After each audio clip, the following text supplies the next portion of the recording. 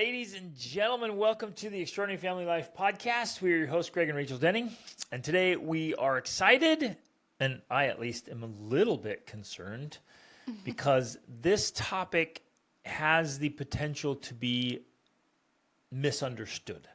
And we don't want to be misunderstood. We want to be able to speak openly and plainly without being misunderstood. Which in some ways is not possible, Right. I think, because misunderstanding is Part an of the human essential experience. element of the human experience Yeah. and of conversation in general. Like Yep. misunderstanding happens. Just because of the way we define words. So when we say something like church, we all have a specific definition for church, and gospel, God. Even you say, well, this is God, and each has a different kind of meaning and feeling they attach to that. Well, And it's kind of like the iconic Jordan Peterson when people say, do you believe in God? And he's like, it depends on what you mean by believe and what you mean by God. exactly, right? exactly. And you sometimes think, you're being ridiculous, but I It's think true. he's really put his finger on it. Yeah. Where, that is maybe where some of the problems are coming from that people are running into, is because I might define believe differently than you define believe, and I might define God differently than you define God. Yep. And we each have this image in our minds of what it means to us. And so, we have to be able to, I think, identify and give definitions to those types of words so that we know exactly what we're talking about. And the same is true with spirituality and religion and religious practices and a relationship with God, all those things. The additional complexity comes with what we can refer to as sacred cows, that we each get Well, the attached reference- emotionally and mentally to certain things, and Certain ideas. and they become, so there's Untouchable. there's sacred things that you're like, hey, that's sacred and special and it ought to be treated that way, and I totally agree. Then there's certain things that they become untouchable, or it's easy for all of us to become blinded by something because we're so emotionally attached to it, or we put so much meaning on it or whatever, that like, hey, no, you never talk about that. You never question whether it's being done well or not. It's like it's untouchable. Right. And it's the sacred cow. Yeah, so the idea comes from, in India, they literally have sacred cows, and the cows, we lived in India for 5 months, and they just wander around through the streets, they eat the garbage, but they're sacred, and they're not allowed to be interfered with. They're not allowed to killed. be treated like cattle. But I think, was it someone who wrote a marketing book about it or something? Yeah, And killing then sacred killing cows. sacred cows. Yeah. And, his whole point was, there are ideas and beliefs that we have that we think they're sacred, in that, like you were saying, we don't let anyone touch them or attack them or criticize them or examine them, because no, that's just off limits. Yep. And I think, especially as we get into this discussion about religion and church, I know I had a whole bunch of sacred cows, and I know many people have sacred cows where it's just this certain idea that, like, you're not allowed to examine it. Right. You're not allowed to question it. You're not allowed to doubt it, because that feels like you're killing this sacred cow. Right. And at least in my own journey, I found that going through that process is I would actually say it's faith building, even though it initially feels very terrifying and like It's threatening. Yeah. to faith. It feels like you're killing faith. Yep. But really, if you really study philosophy and religion and psychology, I think it's that process of doubting, questioning, killing sacred cows that actually allows us to build and strengthen a real deep, abiding faith. But only, and I want to emphasize this with as much emphasis as I can, only if we're willing to walk the entire labyrinth. Only if we're willing to go all the way. If I just step back and start pointing fingers and criticizing and like, oh, that's not very good and that's not very good, and then I just walk away off into the field, whatever. I go walk into the wilderness. I missed it. It's not helpful. It's not helpful at all. It's criticism that's not. It's not purposeful. It's not intentional to any end. It's Exactly. just- But if yeah. I'm willing to examine and question and walk the whole circle, then that actually strengthens faith. Right. And you're referring to, we love to refer to the labyrinth. specifically the Chartreuse labyrinth in France, which is on the floor of a cathedral, where to arrive at the center of the labyrinth, you have to walk the entire thing. A labyrinth is different than a maze. A maze has dead ends, and it takes you places you don't want to go, and it doesn't lead to anywhere specific, where a labyrinth begins in one place and ends in another, but you walk the entire distance. So you go north, south, east, west, up and down until you reach the center. And that, to me, is this process that I'm describing, or I'm talking about. That has to be the process of faith. Yeah. You walk the labyrinth, you ask all the questions, you go into the dark, scary places, you shine light in the corners. That's the process of building faith. But I think if we continue to live in this state of mind where we don't question, we're not willing to kill the sacred cows, we're not willing to ask the hard questions, then we remain in one little corner of the labyrinth thinking, no, this is it. This is it. This is the whole thing. Yeah, the whole exactly. truth is right here in this corner. And we're like, no, there's a whole labyrinth you still haven't walked. And the truth is actually found in the center, not over here on the outskirts. Right. But the truth has to encompass all of the outskirts. Yeah. All of them. Mm-hmm. And so we simultaneously have to be willing to look outside and look inside. Mm-hmm. Now, I was with you. I had an entire herd of sacred cows that I held sacred and protected. And I was admittedly very, very narrow in my scope of education and understanding. I looked at one source of all truth. And I think maybe we'll touch on that no organization, however great, has a monopoly on truth, period. And so as we examine truth and we search for truth, we get expansion. Yeah. And it strengthens core beliefs, fortifies them, makes them better, but also expands the whole circle of belief. And I would say, ultimately, any gospel encompasses all truth. Right.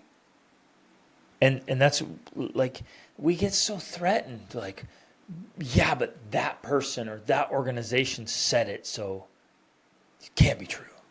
Like, well, truth is truth. It's great. And I don't think any person or any organization has all truth. And so I think a lot of them have truth and have lots of truth. yes, and we ought to be And learning some have from more them truth all. than others, per Agreed. se, I would agree. But no one has all of the truth. Right. And so then on a journey of deep spiritual growth, in this case for this conversation, and becoming a whole developed being, which I think is the purpose of life, then we ought to be voraciously seeking truth anywhere and everywhere. Like, I'm going out looking for truth. And I'm going to expand and grow and come across new things. But I have to be willing to question. Yeah. Well, I think that kind of ties into what it is we want to talk about today, because essentially we want to talk about why are people leaving the church.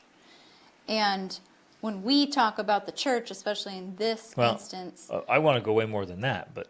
Okay, but in this case, when we're talking about the church, I love the definition given by Eric Metaxas in his book, A Letter to the American Church. Which you all should read. Yeah, everyone It should is read phenomenal. that. It's a phenomenal book.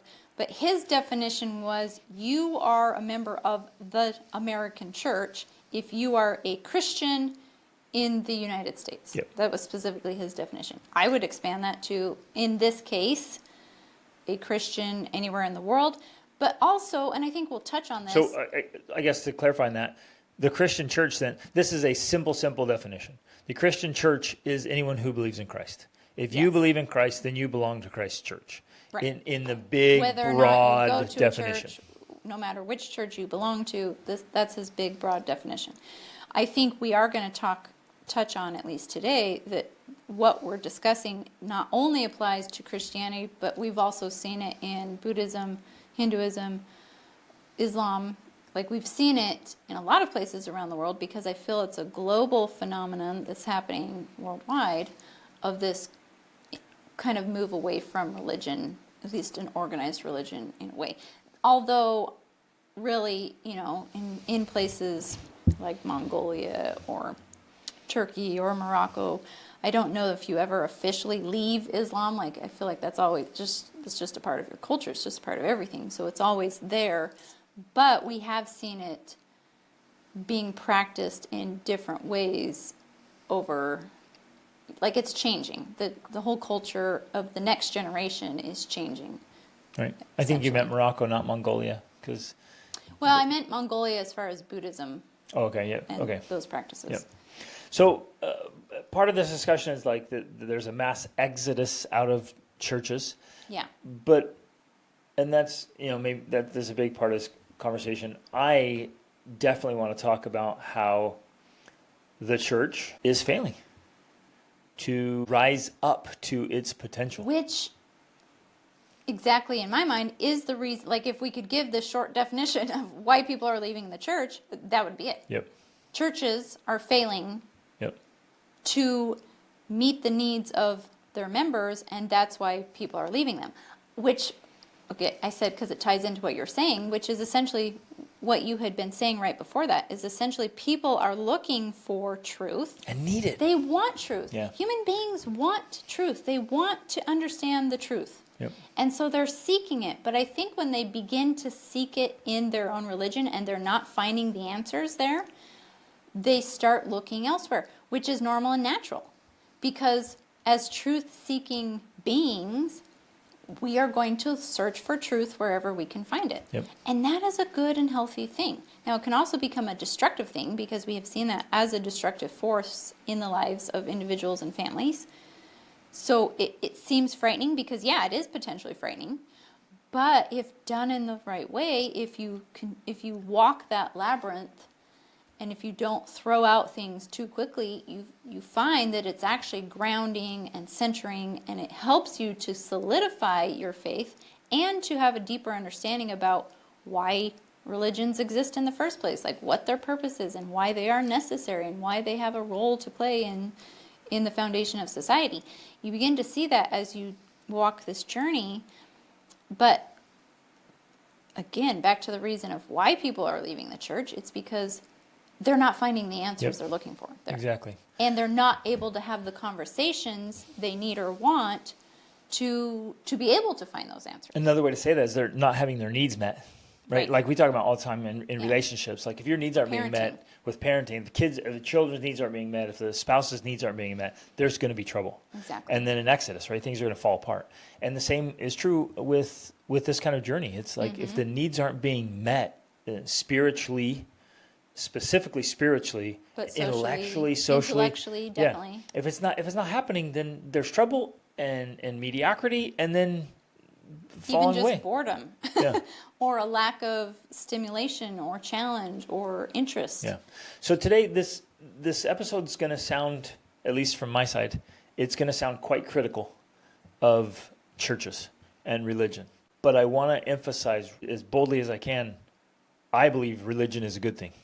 In spite of the ugly, ugly history the religion has, an organized religion. And I've had many conversations with people who just abhor organized religion because of the negative side effects of it, which is true.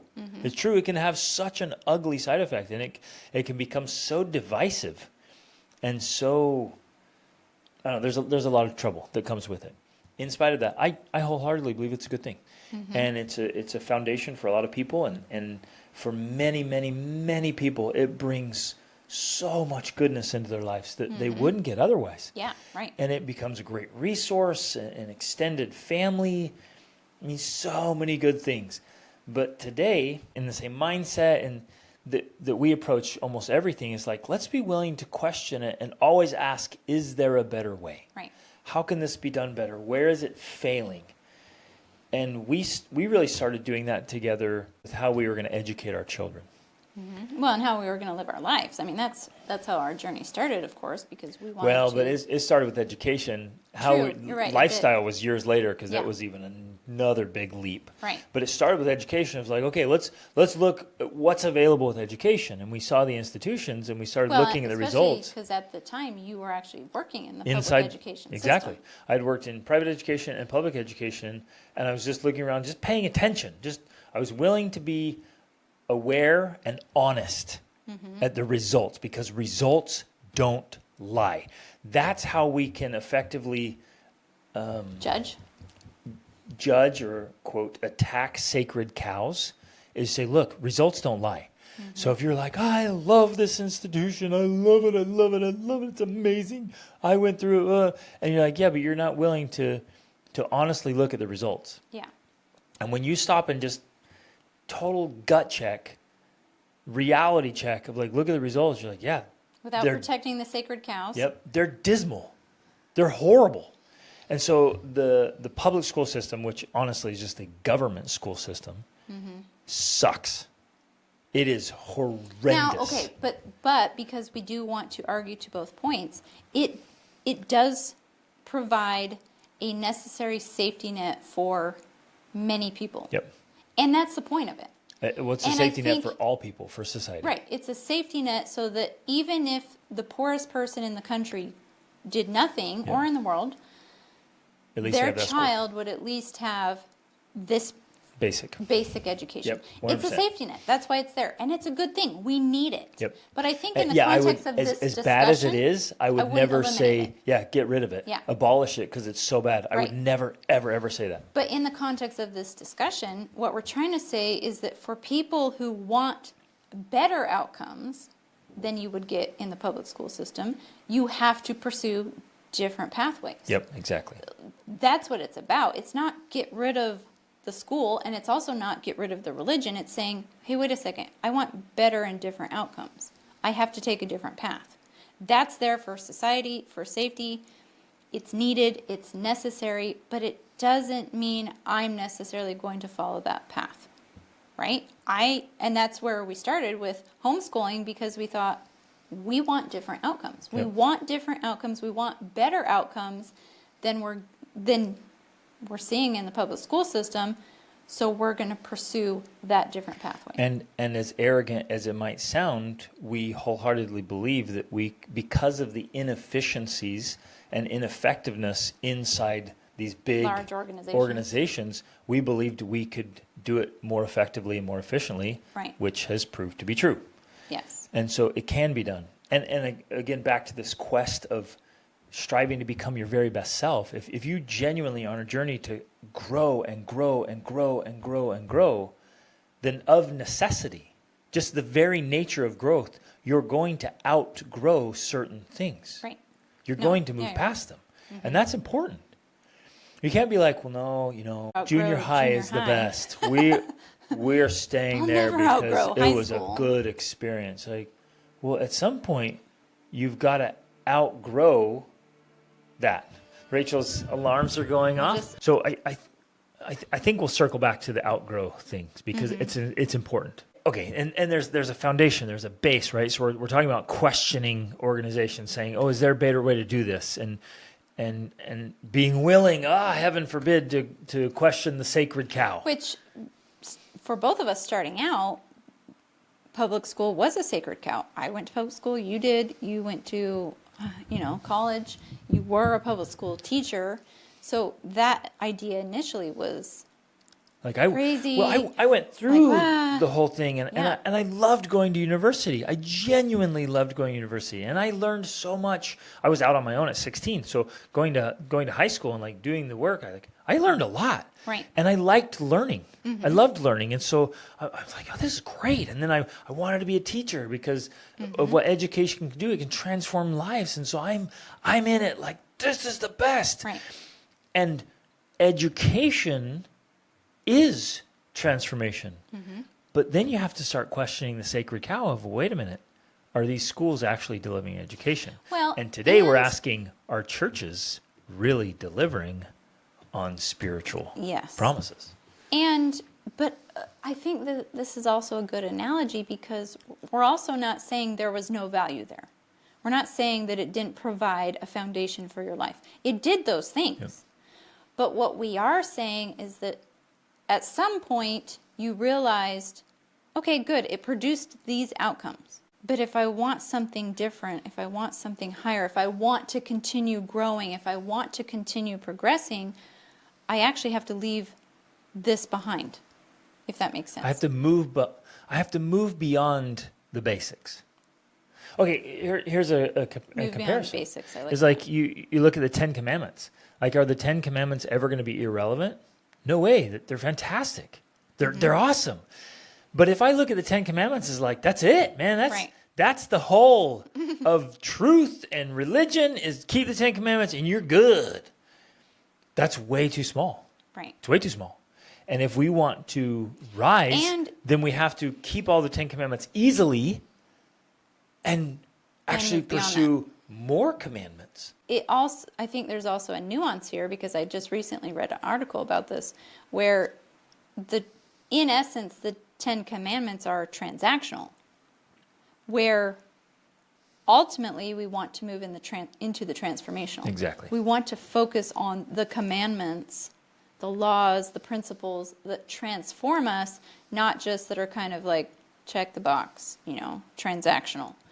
And that, I think, as we get into this discussion about why people are leaving the church, the Christian church in the world, it's because there's too much of a focus on the transactional. Mm-hmm. There's too much of a focus on do this, don't do that, don't do this, do that thing. Because we start coming up with lots and lots of rules. Right. It becomes, to me, very similar to the Sanhedrin or the Pharisees in Jesus' time where that was one of the things in this article too, it pointed out. Like, it started with the 10 Commandments, but by the time Jesus was on the earth, they had 613 commandments. Like itemizing every little thing. And while a lot of us think, well, that's not happening today, it's totally happening today, even though it's not per se written down anywhere or, it's like a commandment. But every church has these things that are like, oh, we don't do that. Well, and a lot of families do. We've seen this so many times in families that you stop and look at it and you're like, good night. Like these parents are the epitome of the Sanhedrin or Pharisees, legitimately. But right. I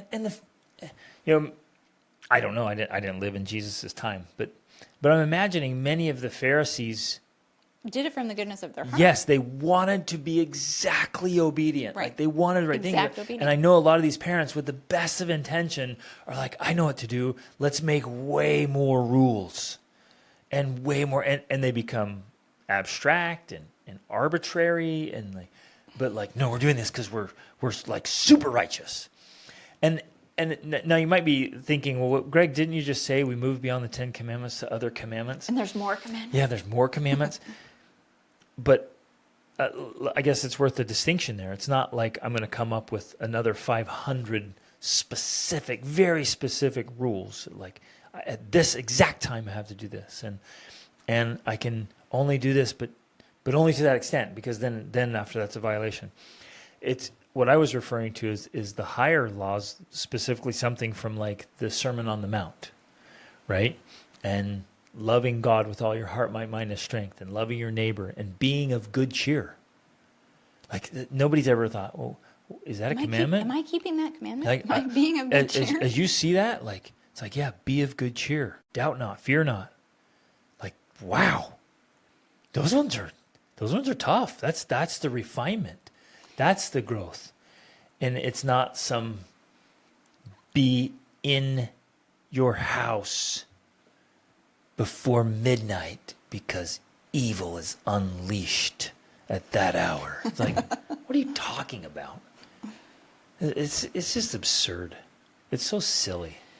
So it's a focus on the transformational aspects of it rather than just the transactional aspects. And I think one of the biggest challenges with that whole idea, and again, one of the reasons why religion exists with its dogma and its formality, is because it's trying to help people find that path. Because unless you have some sort of spiritual development, you really can be like, I don't know what to do. Like, how do I change my life? I don't know what to do. And so it is helpful to have someone to tell us, do this, don't do that, do and this. we love it. And we do love it, especially when we start out. I used to be very much like that. And I still know a lot of people. It's like, just tell me what to do and I'll do it.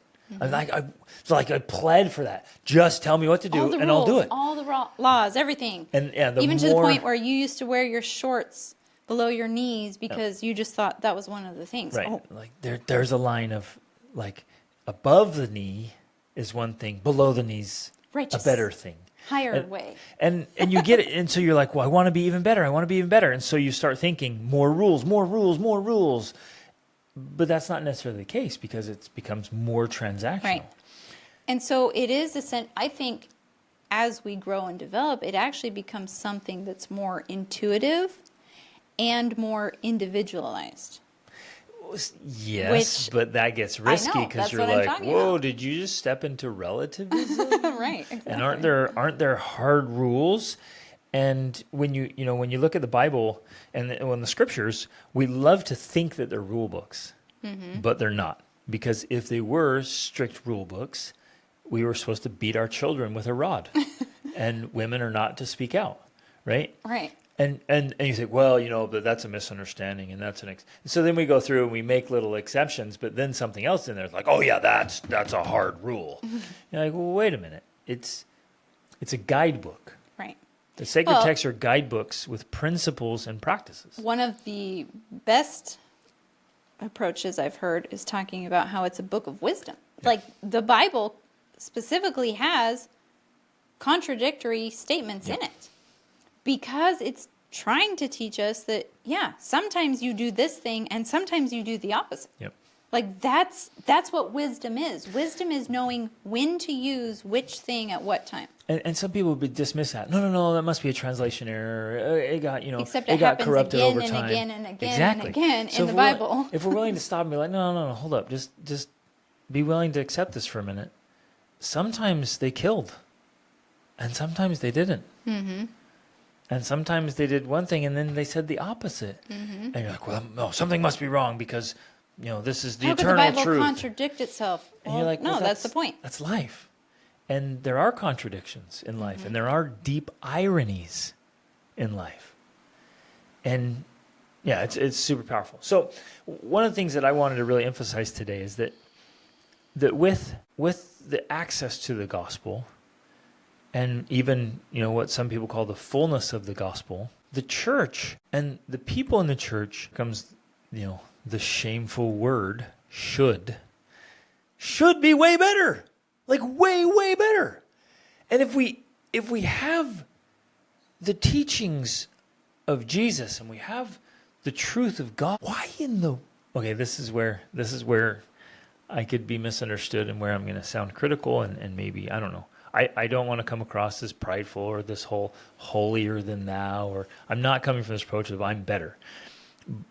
What I'm saying is like, why aren't we all better? As an organization, why aren't we absolutely voraciously chasing greatness? Why are we limping along in often embarrassing mediocrity?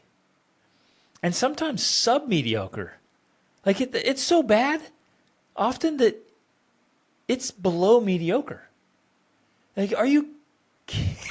Are you kidding me? Like, there's so much potential, so much greatness available sitting right here on the table in front of us.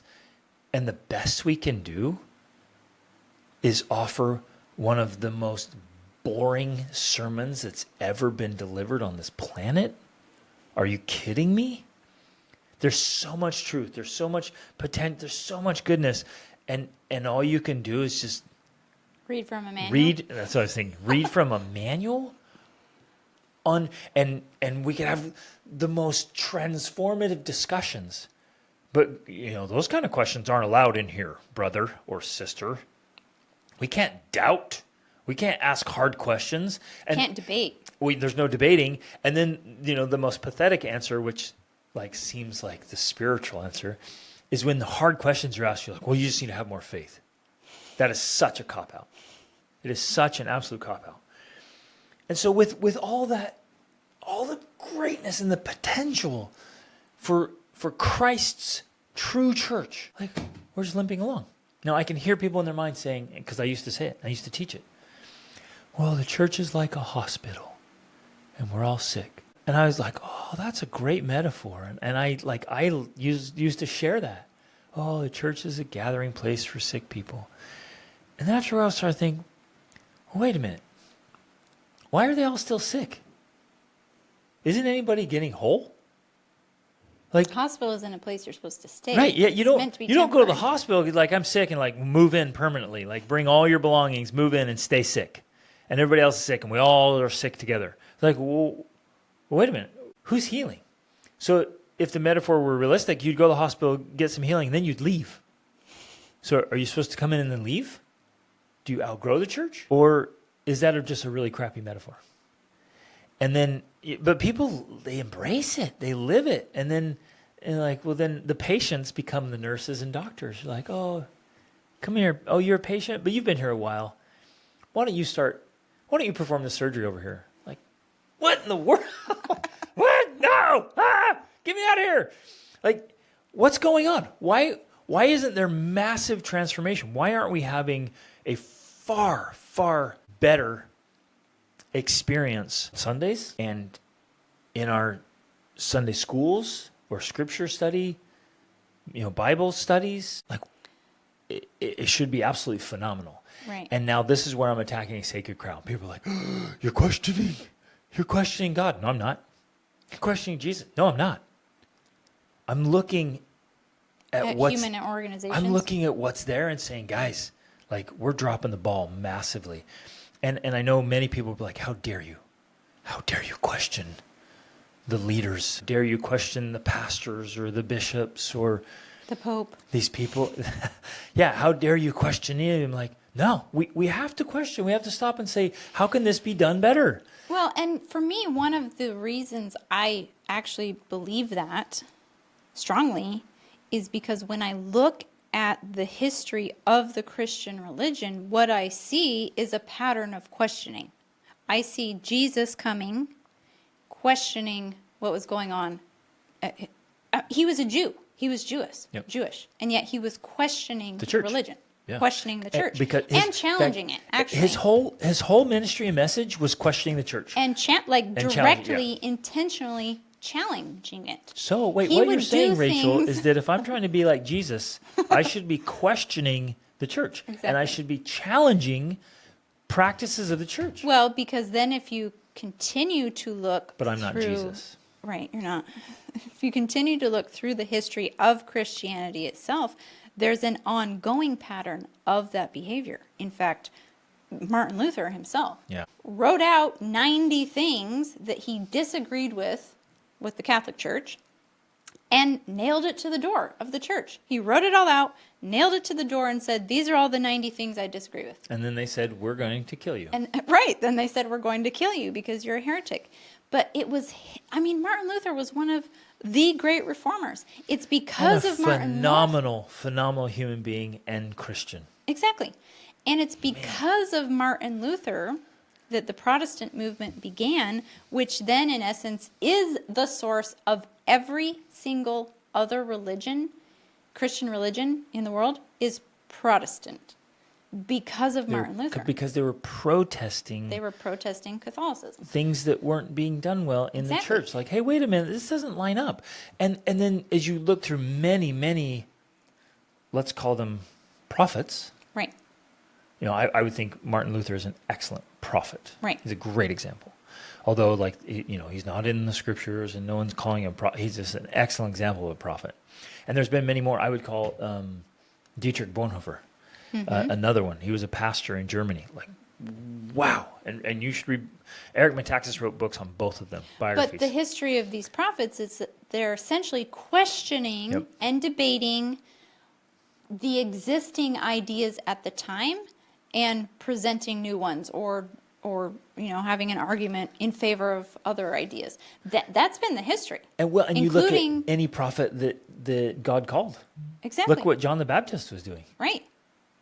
And of course the apostles. Protesting, calling out. Moses, Noah. Pointing out, disagreeing. Like that, to me, is the history of how God works in the world.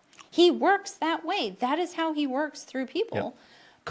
They're going contrary they're revolutionist existing beliefs. So, and somebody just, as in our family, we were just sharing this, and somebody, was it Aaliyah that came across the definition of a prophet? It was like Oh, yeah. basically it's like It actually came from when we're listening to a series on Exodus with Jordan Peterson and several other scholars, and he basically said in passing, like, the role of a prophet is one who critiques society or right. something like that. And to a point where, like, most of the prophets, either they attempted to kill them or did kill them. They succeeded in killing them because these guys are revolutionists. They're standing up against social tides and currents. Mm-hmm. I think that's worth emphasizing. And that's one of the main messages inside Metaxas's book, A Letter to the American Church. He's like, we should be standing up boldly as Christians. We should be boldly standing up against the absurdities that are being spread through society right now, and yet we remain quiet. And churches and the leaders of churches, they don't dare speak up because they will get absolutely blasted in the media and other ways. But guess what? Like, I don't see anywhere where the prophets were like, society will not be kind to me, so I'm going to stay quiet. Right. And when they speak out and there's this big outrage on social media, like, how dare you take a stand? How dare you have values and standards? You're offending people. Like, are you kidding me? I don't see anywhere where they would just cower to society and their absurdities. Mm-hmm. So in one way here, and again, I'm not Jesus, and I'm not a prophet, fortunately, because I don't want that role. But as an observer, I have to ask, where are the prophets who are boldly speaking out against the absolute absurdities in society? Jordan Peterson's doing it. I was going to say that, but I was like, I'll just be quiet. I bring up Jordan Peterson too much. He's doing it. And there are others that are doing it. There are a lot of people who are doing it. Yes. There's individuals who are doing it so well, and they've built up large platforms. And I often think, wow, these individuals are doing it better than the churches. How is this even possible? How is it that they, of their own accord, say, this is unacceptable. I'm doing this. And they're doing it better. And we're being put to shame all by other individuals or organizations. Like, no, why aren't we rising up? Right. And again, I want to reemphasize that we fully believe in religion. We believe in the importance of religion. We believe in our religion. We believe in principles of, that are taught in most of these religions. Like, all of these things are necessary, they're important, but we also can't ignore what we have seen through our own study, our own search, our own walking of the labyrinth, these patterns, these ideas that feel like sacred cows, right? Where there is, in essence, this history of this necessity, even like called of God necessity, to say, wait a second, this isn't being done as well as it could be. Yep. This is actually detrimental. This is having a negative effect. And for me, back to the idea of one of the things I mentioned, like, why are people leaving the churches? It's because, in essence, because this is something Jordan Peterson also talks about plenty, because he's interviewed lots of pastors from Catholic churches to Protestant churches to all over. He's talked to them. It's a global phenomenon. Why are people leaving the churches? It's essentially because they're not being called to something great. They're not being challenged to some noble aim. And they're not being fed. They're not being fed by the good word of God. They're not. And if you, at least in my own experience, if I go to church, I can see that firsthand. Yep. It's not happening because most of the people around me, myself included, are bored out of our minds, trying to keep ourselves awake, and we're just not being challenged spiritually, intellectually, socially. Like, it's It's just not there. Yep. And I know that some people would, argue about that. And I totally agree. There are definitely churches out there where that is happening. So I'm not saying that this is, a Universal. blanket statement, Right. universal. It is happening. And we have on occasion been to some of those churches. But we've also traveled a lot and we've been to a lot of churches. And I would say the norm, more often than not, is a sense of boredom. And just checking the boxes of like, I being went there. to church. Like, yeah, I'm supposed to be at church. I'm at church. Check. And that's extremely dangerous, because then you can go home patting yourself on the back, believing that you are on this path of salvation Right. and righteousness, because I go to church. Exactly. And you're like, yeah, what did you actually get out of it? Especially when we're talking about transformation rather than just transaction. Like, Right. just going to church is transactional. But if there's not transformation that's occurring there, then it's, in my mind, it's really just useless. Yep. It's pointless. If you're not experiencing transformation, then your going to church is not pointless. of value. Yeah. You're not getting the value out of it, Right. because the value is not being, well, in many cases, the value is not being offered. Right. Like, I saw this I don't even know what it was, a bumper sticker or something. It was like, going to church doesn't make you a Christian any more than standing in a garage makes you a car. And I thought, well, at first I was like, oh, that's great. And I'm like, well, no, you can never become a car. So I thought, well, wait a minute. It's better, like, going to church doesn't make you righteous or spiritual or help you in any way, just like merely going to the gym would help you get in great shape. Mm-hmm. Like, if I go to the gym every day and check the box and then go home, like, it doesn't mean I'm going to get in great shape. Right. It doesn't mean I'm going to be a fit athlete. It means nothing. Like, I see people consistently go to the gym and never get results, because what they're doing isn't working. Right. And the way they're doing it isn't working. Maybe that's what I really want to emphasize today, is like, go to the gym and do it right, and do it with intensity and consistency. Get those results that we're supposed to be getting Right. by participating in church. Well, and maybe this is a good analogy because, we're not saying, I guess one way we are saying, like, yes, you can also get fit outside of the gym. Absolutely. You don't necessarily have to go to the gym to get fit. You could get it at home. You could get it by running. You could get it in other ways. So that's a possibility. But we are also saying, yeah, go to the gym, but make sure you're doing the workouts. Yeah. And make sure they have the right equipment, Yep. because sometimes just not having the right equipment means you're not getting the fitness, because they don't have what you need to get fit. Yep. So And good trainers. And, like, I guess, is this time to bring up home church? Like, if you do home education, it's possible to get a world-class education at home. especially nowadays, even more so. This is going to be misunderstood, and some will hear it as heresy. Could home church be absolutely world-class? Is it possible? And I want to invite all of you listening, really honestly answer this. Wrestle with it. Don't just brush it off. Don't just push it aside. Really, really wrestle with this. Is it possible at home, on your own with your family, to truly come closer to God? I think the first time I ever heard of home church, which was ironic because that was one of my sacred cows. I just thought, well, no, that would never be a thing. I have to go to church. I have to be at a church. But we know the super awesome family. They used to be Mennonite, I think.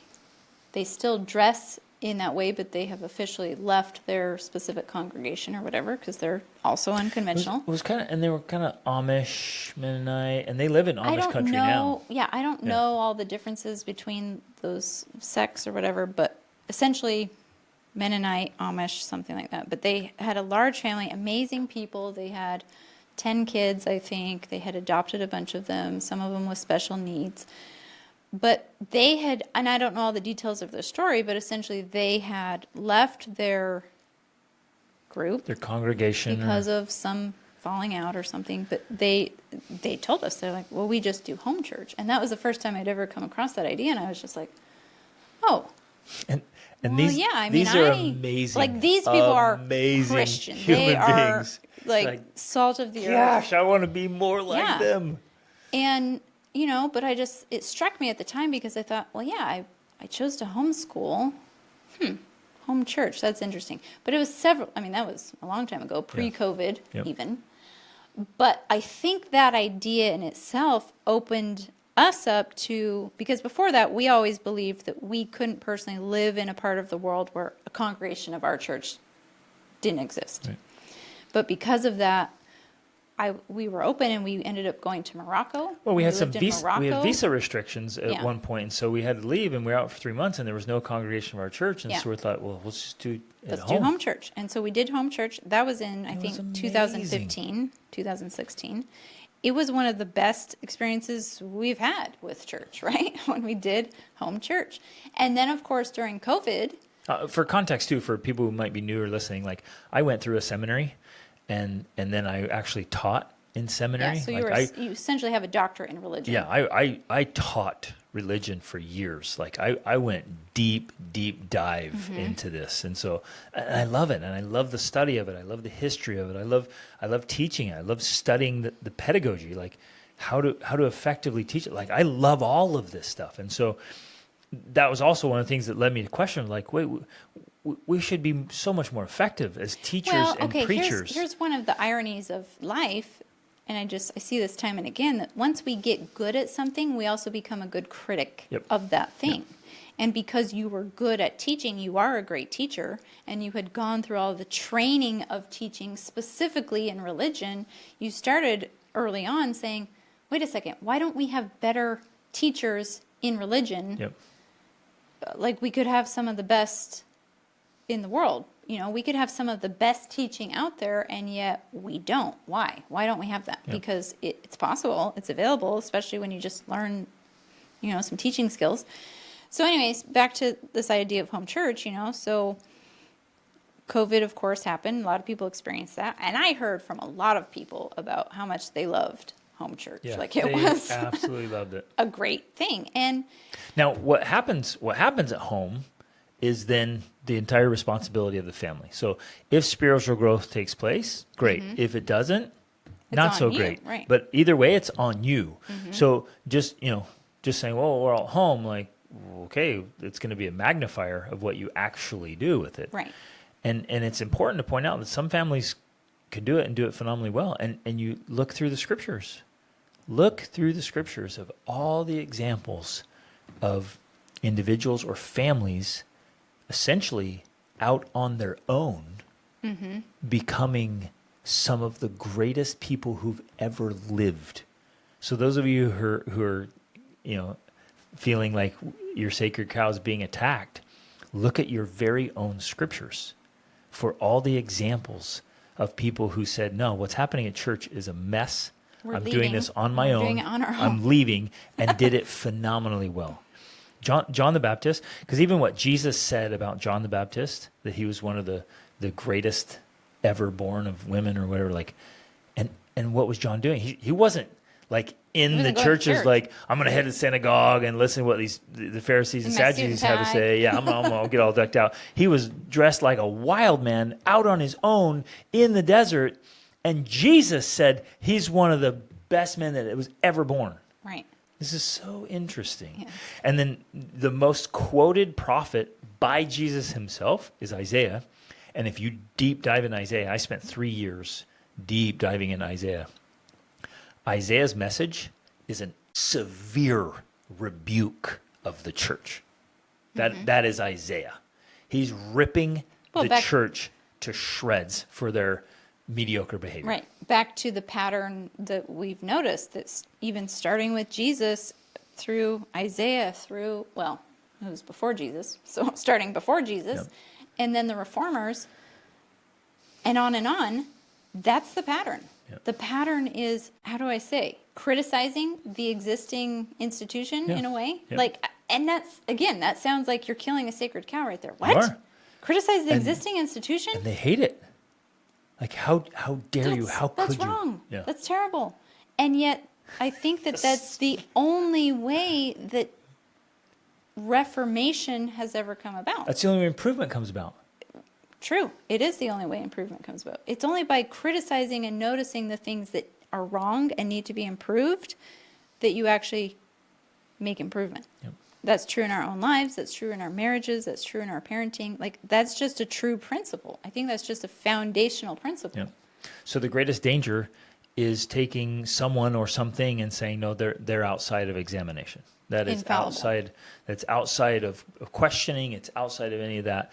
And the great risk there is that it's easy to slip into subpar performance because it's never being questioned or examined. Like, we have to be willing to question it, and that's difficult and uncomfortable. It is very much uncomfortable. It is very, for some people, blasphemous or heretical whatever. or apostate, or, you know, Yeah. there's all of these, again, belonging to the sacred cows. There's all of these ideas where we think if I do that thing, or if I question that thing, or if I believe this thing, I am now outside of the gospel. I'm outside of the church. I'm outside of salvation. I'm outside of, like, you know, whatever it is. But in my own experience, which has been essentially, I believe, a faith building experience, because I believe my faith is stronger now than it ever was before. Same for me. It came by me being willing to question and, if necessary, kill the sacred cows. Absolutely. And like we've mentioned multiple times, like that was the journey of spirituality and of prophets, of attacking those things and shutting them down. And it's important to do this. Like, no prophet has ever said, I am infallible. In fact, they say the opposite. And Yeah, they're yet, like, hey, we make mistakes. And yet, too often, people want to put them on a pedestal. I mean, I even remember growing up that I had this, I don't know if it came from specifically the church or just people around me, that in essence, all the prophets were perfect. That Abraham and Isaac and Jacob and, you know, all of them were perfect. And I remember, even not that long ago, listening to Jordan Peterson. I mean, this was like several years ago, but listening to him critiquing the prophets and pointing out that, no, God is using these very imperfect men and women who make mistakes, who get drunk, who do all kinds of things that they shouldn't be doing, but yet that's the people God is working with to prove that he's God, I guess, and we're human, and he's going to use our humanness to reach his goals and his ends, right? Like, it's not, his gospel being spread is not dependent upon perfection of human beings. Right. And so then I think it's wise and mature of us to realize that leaders and prophets make mistakes. And that doesn't undo their prophetness, as I make up a word there. It has nothing to do with that. It's like, Right. oh yeah, they were wrong about that. But there's that sacred cow again. It's like, wait a minute. They made a mistake. If they were wrong about something, that must mean they're not good or not true or not prophets or not leaders. No, that's just not the case. Right. This is not the case. And so there's some spiritual maturity there to be like, oh, yeah, if they're not infallible, which they are not, and they'll be the first to tell you, then of necessity, they make mistakes. And I think that that's true in organizations in general. The very nature of an organization is the fact that, because organizations are necessary, whether they're religious or corporate or, you know, education system, whatever, they're necessary. Like we talked about already, they are necessary. We need them. Yep. But the inherent danger of organizations are that they also become bureaucratic. They become dogmatic, like they become rigid, and in their rigidity they lose some of that natural flexibility and intuition and Transformation. They become transformational transactional. power. Exactly, they So, become transactional. and almost without exception, the bigger they get, the worse they get. In a very real which way. is just the nature of Growth. organizations. Yep. Like that's true no matter what. Yep. Government, business. If you just look at organizations in general, that's what happens. They become bigger and more behemoth and more And dinosaur-like. then their manual of instructions gets bigger and bigger and bigger. Right. And then, it Well, gets and so then- far extended that it's somebody else handing a manual to somebody else and saying, this is how we do things. And Right. you're like, oh, man. Which in a way is necessary. It's necessary for the growth to occur, but it also has an inherent weakness in it, which leans towards, in essence, totalitarianism. It leans towards this controlling power, which is the end all, be all, say all, do all. Like it's the authority, which is what the prophets have always been fighting against, right? It's what Jesus fought against, Yep. fighting against the Pharisees. I mean, that's what, it's the natural cycle that continues to happen. It has been happening for thousands of years, and it continues to happen and needs to continue to happen because that's how growth and development and transformation occur. By saying, hey, organization, and this is true whether it's the school system or the government, we have to say, wait, you're becoming too rigid, you're becoming too controlling. We need some reformation here. We need change. You're getting We too need- watered down. You're getting too mediocre. You're not delivering on the Right. goods. We have to focus on the basics and the grassroots in a way, which is a bottom down, a bottom up instead of a top down, because that's inevitably what happens. As an organization grows, it becomes very top down, which is the manuals and the instructions and the directives. And we have to restore some of that grassroots bottom up magic that is where it came from. Like that's where the organizations originally came from. And by questioning. Christianity started grassroots. Yeah. Jesus and some disciples out teaching the world. That's how it started. And even all the Protestant churches, all the Exactly. churches have All popped the up. Protestant Somebody's like, hey, churches- wait a minute. Yeah. Nah, that doesn't jive. Yep. And they start questioning. and Grassroots. That's how it grows. They go from that. And it's so powerful. Okay, but then you said something that's like, oh, wait a minute. You're saying we need to go back to grassroots. We go back to the basics, which is true and good. But then another criticism is if we teach the basics, and we teach the basics, and we teach the basics, and the basics. Well, and then yeah, I guess I we don't mean always teach the basics. I mean, teach the basics.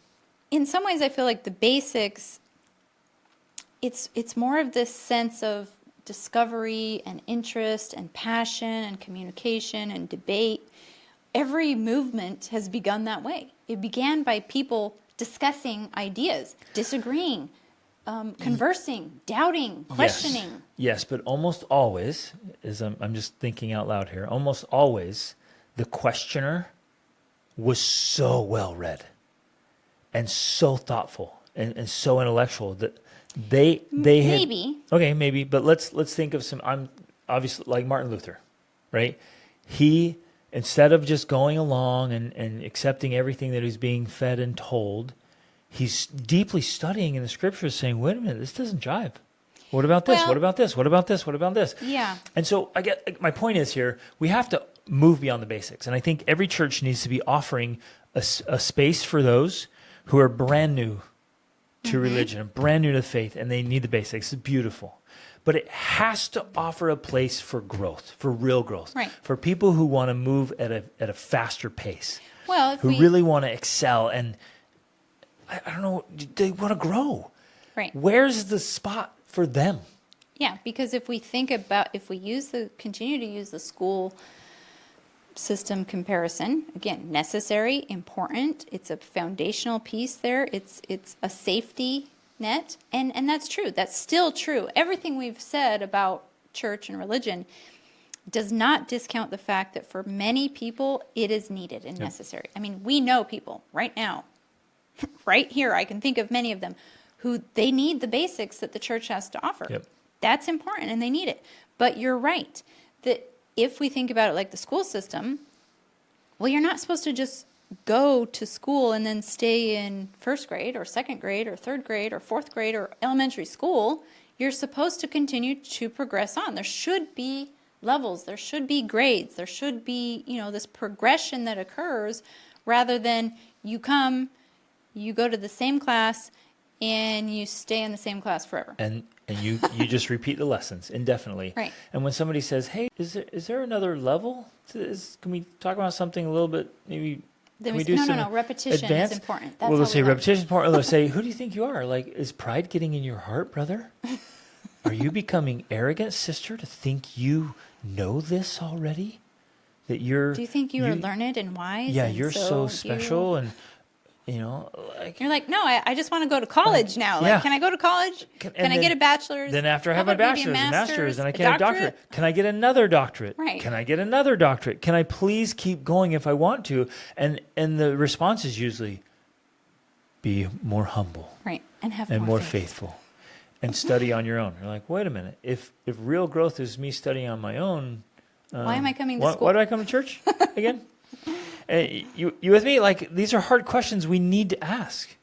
Yeah. And without, getting thrown in the box or under the bus of, pride, arrogance. Like, no, wait a minute. Let's have these discussions and let's really think through them and say, well, yeah, why isn't this being done better? And I guess this is a perfect point for something else I really want to emphasize. And I want to invite everybody listening. I want you to look at real results. So no more sugarcoating, no more facades, no more cute little statements of like, well, everybody's sick and, it's, this, that, and the other. I want just honestly, gut check.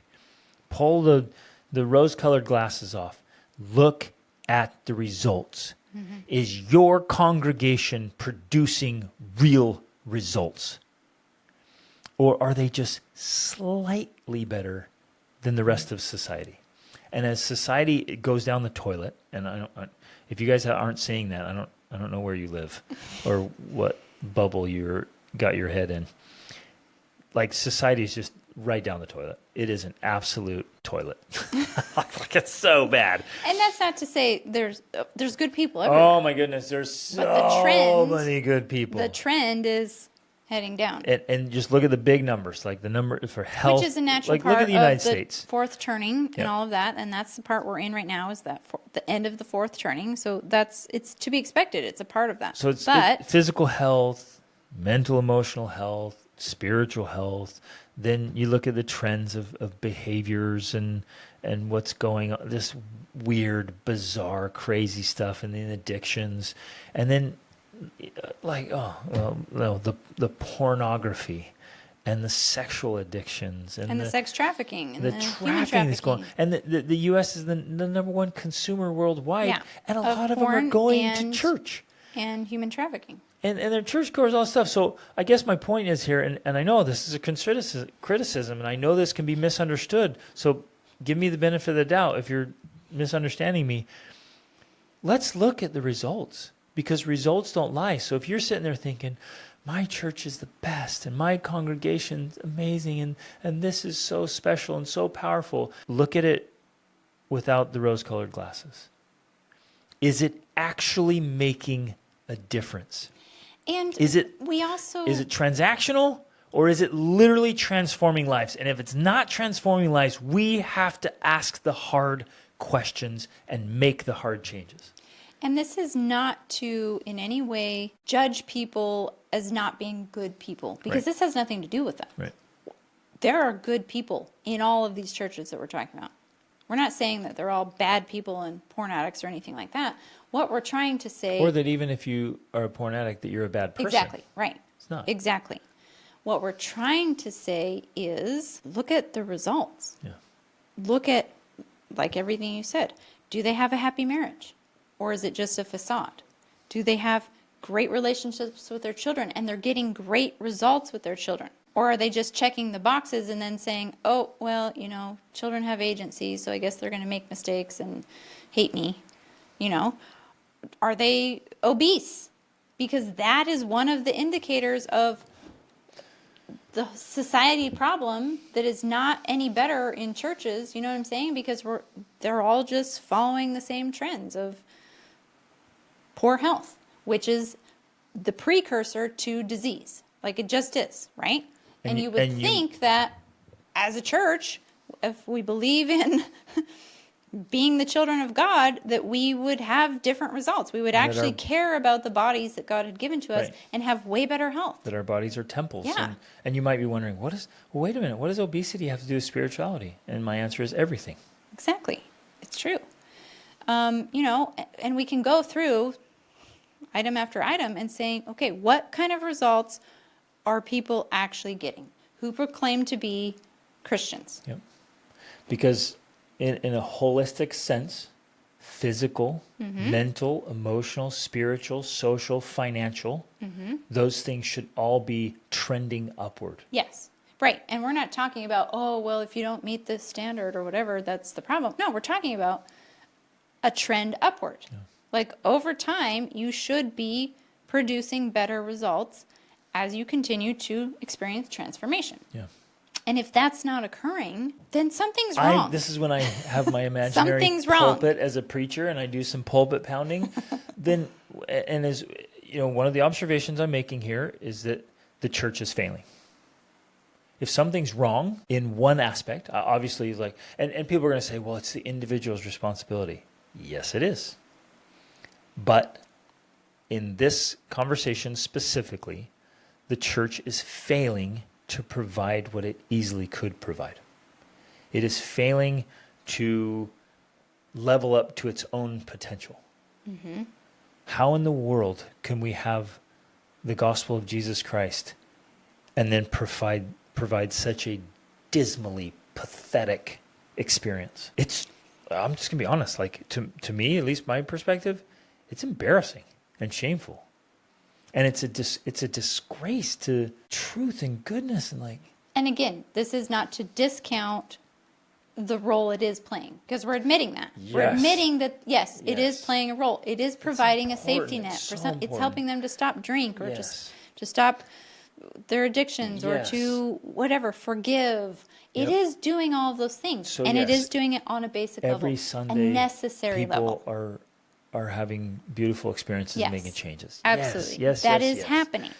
But So this in is- the context of this conversation, we're talking about the upward reach. We're Right. talking about the ongoing growth and development of the members, especially over a long period of time. Yes, they should be palpably, discernibly getting better fast. Well, And not obvious. even necessarily fast, but just like obviously, so, like consistently. There's It an doesn't have upward to be fast, trend that's but it obvious. should be yeah. consistent at There's least. palpable, measurable progress like, oh, this is working. Right. And this is hard. This is what makes this conversation so hard, because at a basic level, you're like, yeah, look, this person was just struggling so much, and now they're not struggling with that thing. It's amazing, and like, And that is. some That's of good. it's miraculous and wonderful and beautiful, and we celebrate that and we acknowledge that. And that's what makes this conversation so hard, is because when you look at something. And okay, this is what makes personal development hard. This is what makes marriage is hard, it's parenting hard. Yes, we have to celebrate what we are achieving. Yes, we have to celebrate where we've come from. But we can't stop there. And so... Well, and we need to celebrate what has got us to that point, which includes religion. It includes the church.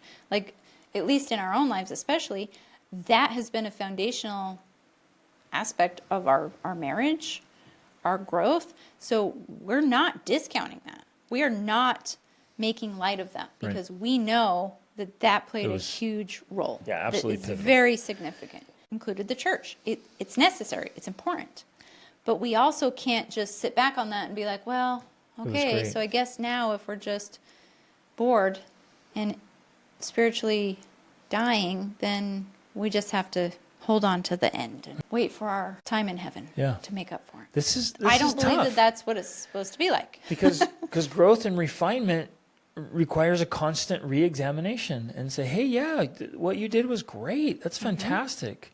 Well, okay, for me as a husband, right? I made all these changes before I met Rachel, and I could have been like, you have no idea what I was like. Yeah, I had an I was bad. insane temper, and it was so Just bad. be and grateful. You should just love me for who I am. I made so much progress, but I never, ever, ever asked her to love me as I am, and I still don't today. That's interesting too, because in some ways, if we think about it that way, many churches are saying, hey, this is just who I am. Like, this is how the church is. Yeah. Just come and accept it. Just deal with it. Just put up with it how it is. Just find a way to endure, find a way to make it through, but just show up. And if you want a be better there. experience, it's on you. It's your responsibility Yeah, it's your to bring a responsibility. better experience. I'm not going to change. I'm not going to do things differently. That's on you. And that if we even use the metaphors that Christ has used.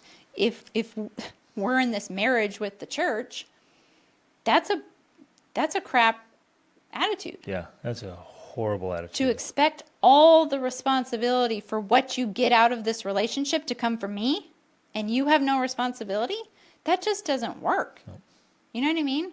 So, like, yes, absolutely, we have to do our part. We have to be seeking. We have to be praying. We have to be, like, fully engaged as much as possible. But at some point, there needs to be reciprocation, I think. You know what I mean? Yeah. There has to be reformation, change, transformation coming from the church itself and the organizations and how they're run.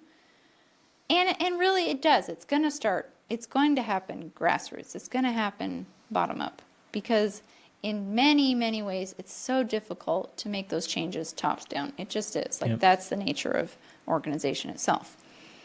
So this is hard. It is. Like I realize the complexity of it. And all, like, for years and years, when I questioned or other people questioned, the thought was, oh, it's pride. It's pride. And so now, but we have to beg the question, is it possible to question and criticize the church without being, as a humble person? Is it possible? Well, it's a seeker of truth. Can somebody who's genuinely chasing greatness, can they be humble? Chasing truth. And they're chasing truth. Can they be humble and question the church and how things are being done? Right. Yes. At least for me, that is where this entire conversation that we're having, our willingness to discuss and kill sacred cows and question and doubt, came about because I was sincerely seeking truth. Like, that's what I wanted. I just wanted to know the truth. And for myself, I've had a journey where the religion that we belong to, my parents were not always active in it. In fact, my mom joined it later in life. And then they weren't active at certain times during my childhood, but then they came back to it. I was not active. I think, like, I mentally checked out at 16, and then when I moved out of my house at 18, like, I had nothing to do with it. But then I came back to it because I wanted to find a strong, healthy relationship, a marriage. And so I knew that the place to find that would be in, religion, in church.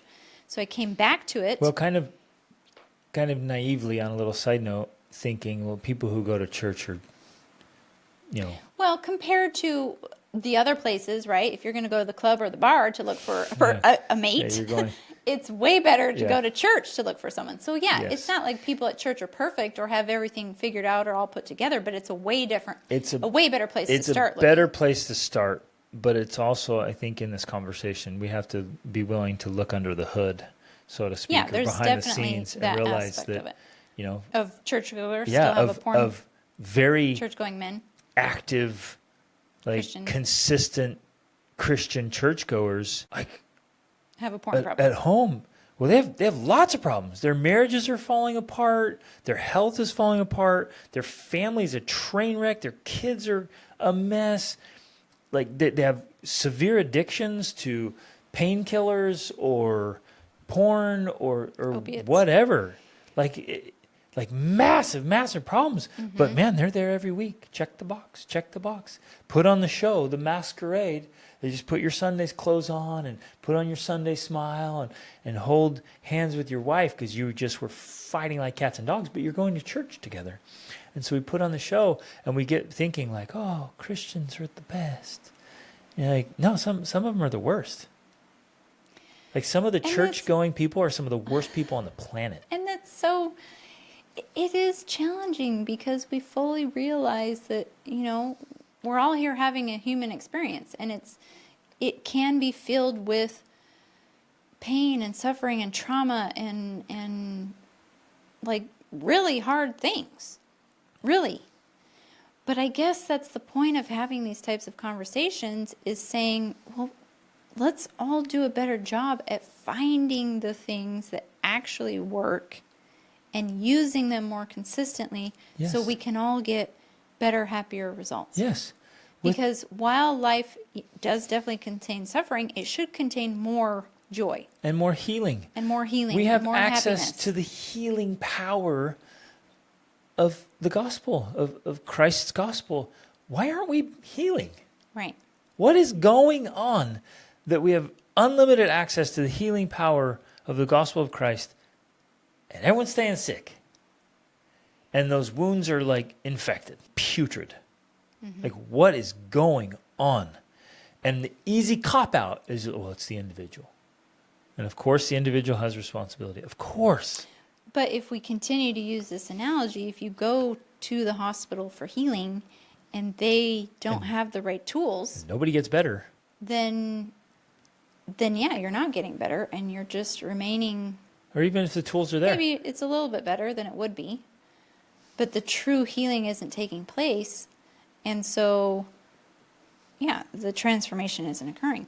And again, we're simply basing this conversation off, in some ways, our own experiences. Right. What we have seen.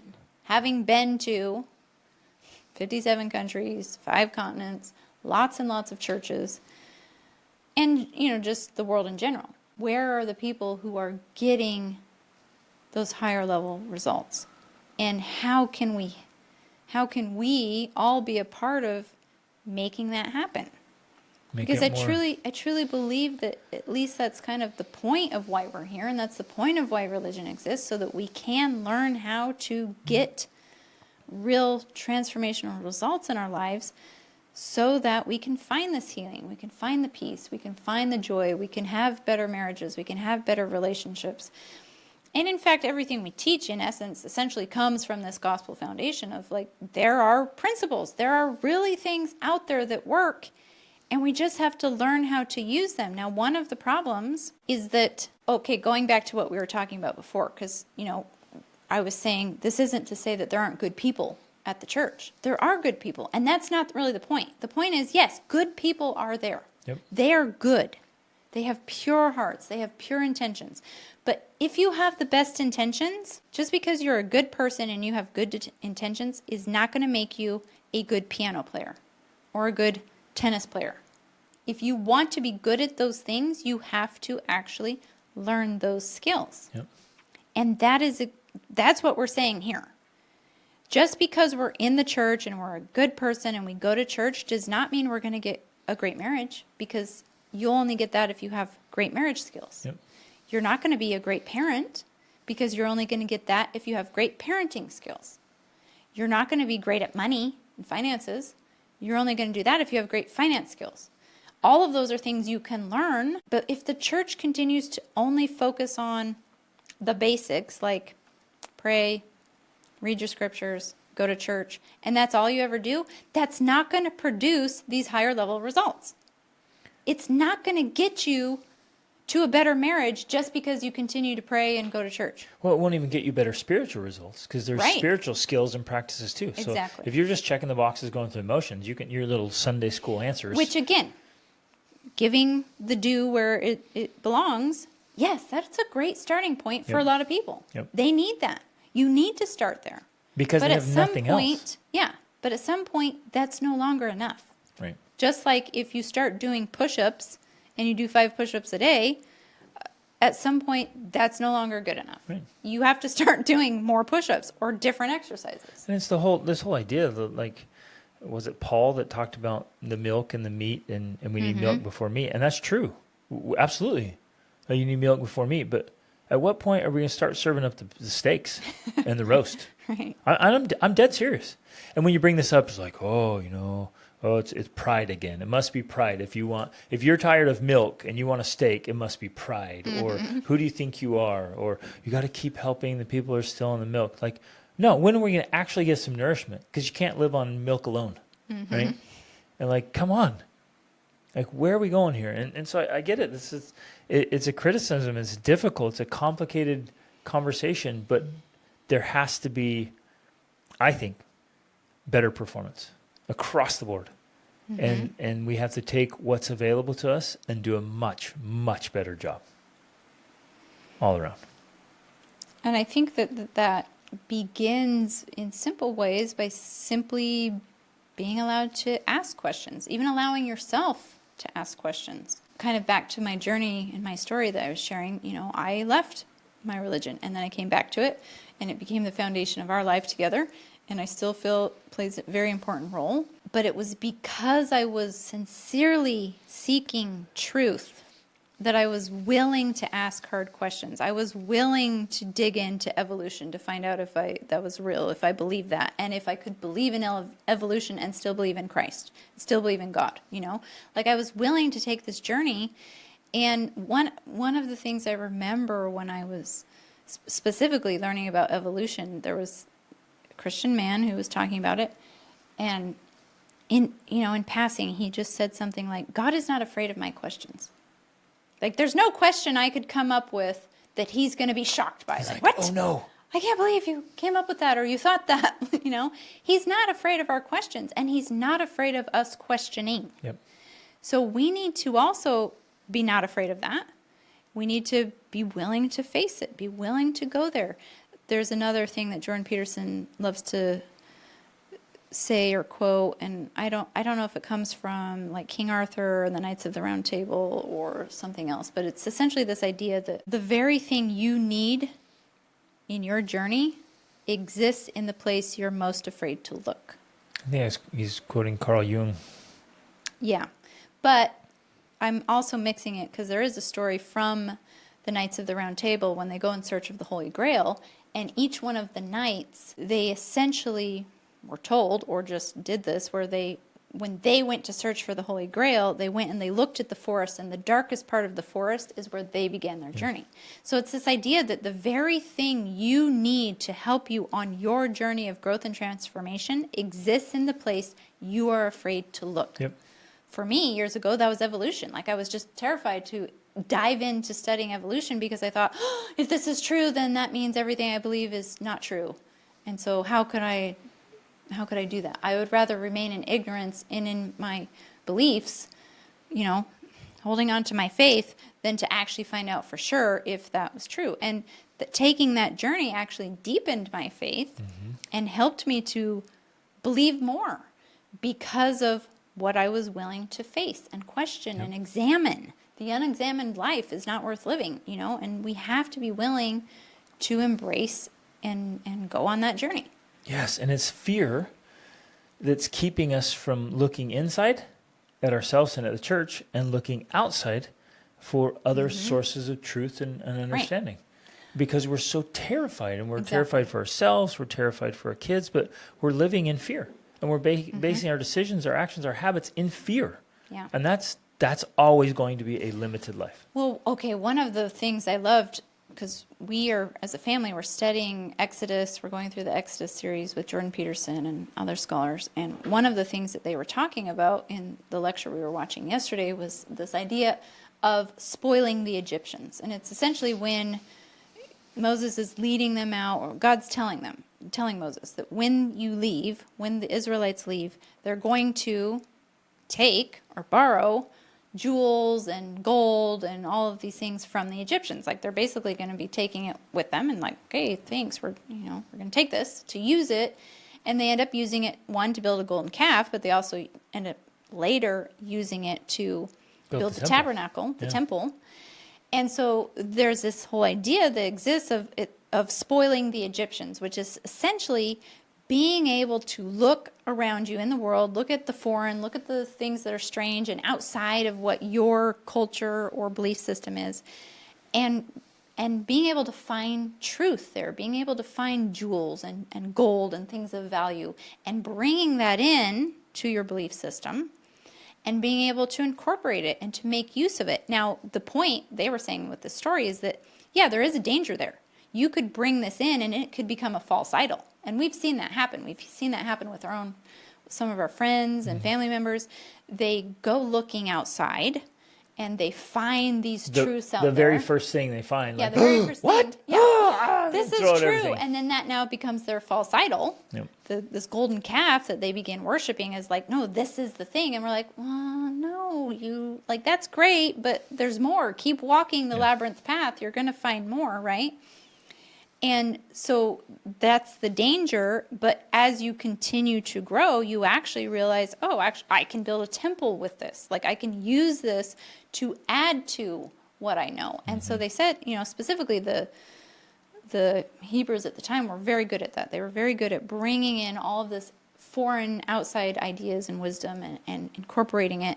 And that is also the foundation of, in essence, of Western civilization, where it's founded on the Bible, but it incorporates Greek thinking and Islam, and all of these outside ideas have been brought in. All of this outside truth has been brought in and incorporated to create something even better, even stronger, even more holistic. It's like this bringing all truth into one whole, right?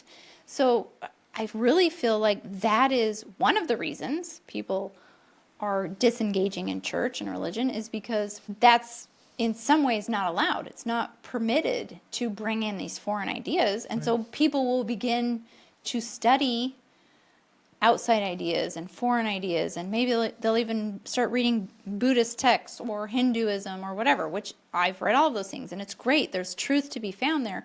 But then because they can't talk about this with anyone else, they don't know where to have these conversations. Because they've been kind of either blatantly or kind of subconsciously taught that, where they are is the only source of truth, and you don't look for truth outside of that. Right. So then they go out and they find something that's true. Yeah, Christianity is the only source of truth. What? Mm-hmm. No. Yeah. And then they want to question everything. There's truth in Buddhism and there's truth in Hinduism. I was told that the only truth was in our little church. Right. Yeah.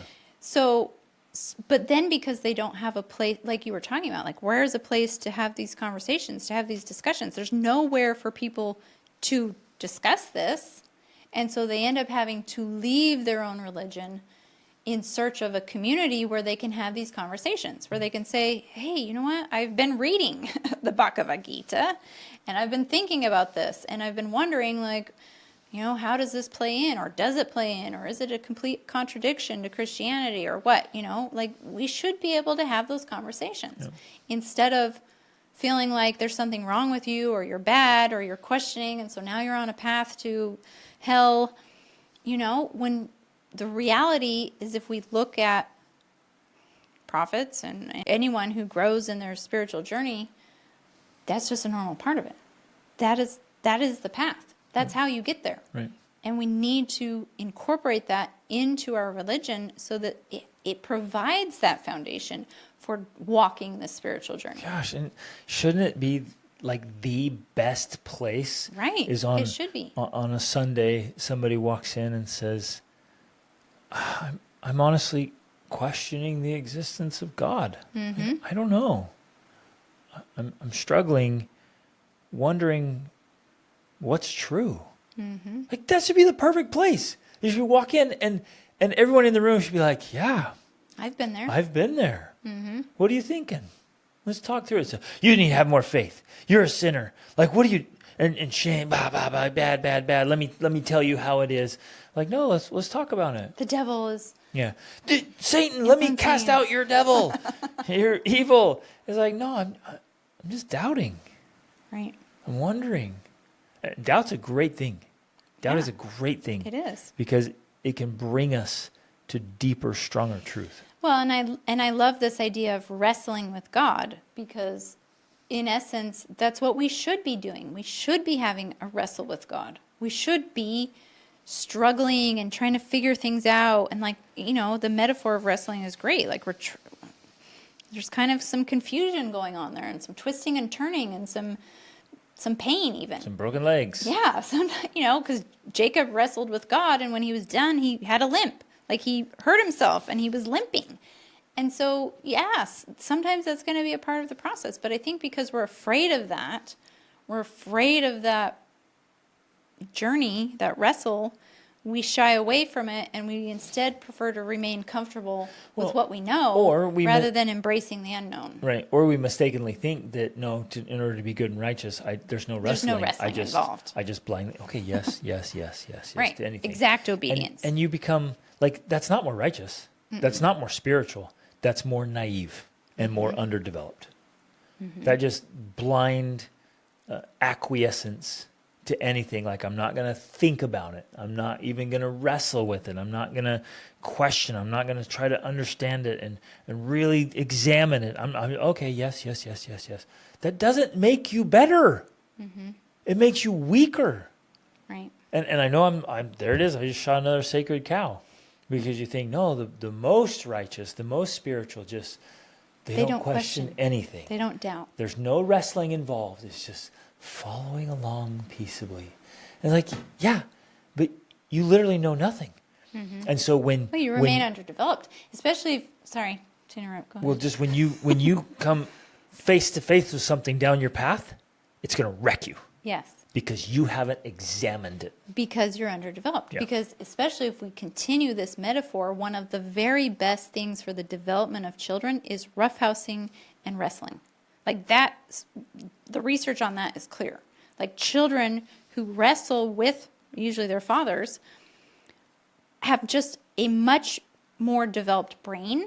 They have a much better grasp on the world, like not just the physical world, because that's a part of it, but even the social world. They learn boundaries about how to interact and like how far is too far and how much is too much pain. And like there's so much they're actually learning in that process that is helping with the development of their brain that I think is also happening with our wrestle with God. Like when we wrestle with God, we are learning more about ourselves. We're learning more about God. We're learning more about how things work. We're just understanding things better because we are having this wrestle with Him. Yep. And it makes us stronger, obviously. Yeah. Wrestling absolutely makes you stronger. Right. That's so simple. So there's one other, I guess, viewpoint I want to put on this, because I remember hearing a few years ago, we were in Norway having an amazing experience on one of our trips. In fact, we had gone to visit the Sami people, who are indigenous people in Norway, and they're reindeer herders, right? And they have reindeer, and we got to feed the reindeer and take little reindeer rides, and it was like so cool. But I remember some friends of ours, they were talking, and they were talking about business, but I thought how applicable the metaphor they were using was to this idea that we had been developing about religion. And it was essentially this idea that anyone who in business who has created a successful business has had to fail at that. And I think the Did word, they call it cycle? yeah, I think the word that he used was cycling. Like you have to have cycled through, usually a couple of times, meaning you had to try to build something and then fail and then start again and fail again, you know. So you had to cycle in business in order for you to, one, be able to actually succeed on a big level, right? Some of the people couldn't even have a conversation with you about what you needed to do until you had cycled. Right, exactly. And they didn't have the strength, the solidity. They hadn't been through the process. They hadn't been through the process. Yeah. They hadn't walked the labyrinth, right? And I thought at the time, I'm like, that's exactly what has to happen with people in the church. Like in Christianity, unless you have cycled, unless you have gone through having some doubts and facing some of those fears and asking some of those scary questions and killing some of those sacred cows, it's almost like you can't really have a conversation with them because there are so many things that are off limits. Like you can't even bring it to the table because they will immediately be like, blasphemy or, apostasy. And I guess, I don't know what the point of bringing this up is, except that if more of us, I guess, are willing to cycle, we're willing to walk the labyrinth, we're willing to face the doubts, we're willing to go to the darkest place and seek truth, that then change can actually occur, right? Then change can begin. Then we can have more conversations, with people. And I emphatically say, and have deeper faith, stronger faith, absolutely, a better, closer relationship with God, and better results. Yeah. And results don't lie. Well, and be able to have some of those conversations about how to get better results in the organizations that we belong to, or in some cases even to focus on perhaps home church, home church supported by the church organization, but have it be home-centered, the point is to be able to have conversations about where do we go? How do we make this better? How do we create transformation? How do we create change?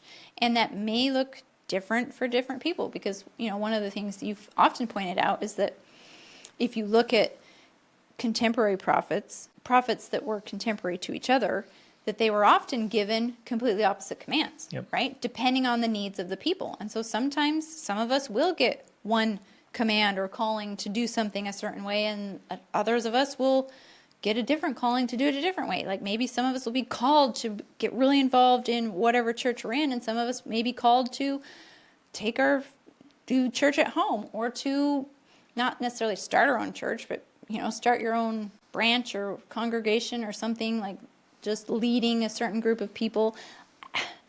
Again, sacred cow, where Right, that you're just like, seems "Yeah! like, scary. What are you saying? What are you talking about? But I just feel that we meet people. I want to share. Remember, a friend of ours, just like absolute pure salt of the earth, and we met him at this humanitarian organization, and then we went out to lunch with him, and he's like, "No, I want to go be a missionary for the next 50 years." yes, yeah. He's like, "I just want to go. I'm going to dedicate my whole life." Well, And- but interestingly enough, he wanted to do it in like war-torn areas. Yeah, hey, I want to go to the most devastated places on the planet, and I want to spend 50 years as a missionary for Christ. Mm-hmm. And Rachel, I was like, Wow. whoa. Like, okay, I spent a couple years, I thought it was amazing. But you want to spend your whole life, like, that's another level Yeah. of awesome. And the more you start getting out and meeting people and seeing what's possible, and it wasn't his specific congregation that was calling him to do it. Right. He felt was individually called as an individual Right. to dedicate his life to being a missionary. Mm-hmm. God was calling him. I'm like, okay, that's amazing, Yeah. and that's possible. And we keep meeting these wonderful people. Because I remember years ago, I thought, no, that's not possible. You can't like be off in isolation and become truly spiritual and righteous Right. and be saved.